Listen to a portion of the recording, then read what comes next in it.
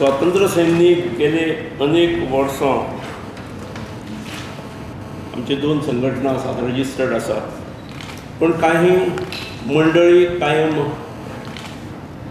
त्यांचो क्लेम आसतालो की आमचे परफॉर्मन्स आमचे पार्टिसिपेशन असले पण आम्ही दुर्लक्षित उरले आणि त्यामुळे फाटल्या काळात शासनान तांचे कडल्यान एप्लिकेशन्स घेतलेली 449 एप्लिकेशन्स वर रिसिव्ड देन आणि ते कायम आमचे एप्लिकेशन्स घेतली तेजेर निर्णय जावंक ना, एप्लिकेशन्स घेतली निर्णय जावंक ना. आज कॅबिनेटान एक निर्णय घेतला, एक हाय पावर्ड कमिटी करची, त्या कमिटीन प्रत्येक एप्लिकेशनाचेर अभ्यास करचो, परत ही एप्लिकेशन्स खंयची दोज हॅव बीन एनलिस्टेड 2003-04 जी लिस्ट केल्ली आसा ती त्याच्या पलीकडे it is not for opening new doors or new Windows.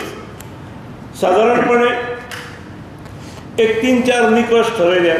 ताचेर एक की if the applicant shows the documentary evidence that he was jailed for 15 days in connection with freedom struggle, जाल्यार ताका 1 लाख दिवचे.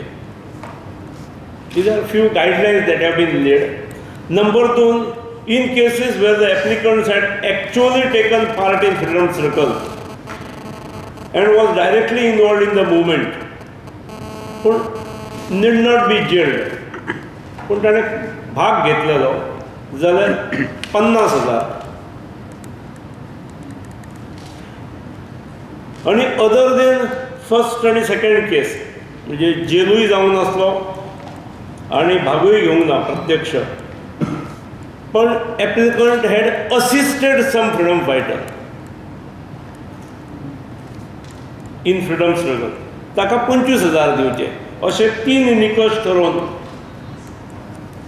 हाय पावर्ड कमिटीन ही 3 निकष आनी घालची, कारण अशाच प्रकारची एप्लिकेशन्स आसात. The above grant shall be subject to the conditions that the recipient or the spouse of the recipient shall be required to submit a written undertaking that no other benefits under the Freedom Fighter Welfare Rule 2013 shall be claimed by them, and by accepting the grant as sanctioned by High Powered Committee they shall not make any further representations in the regard.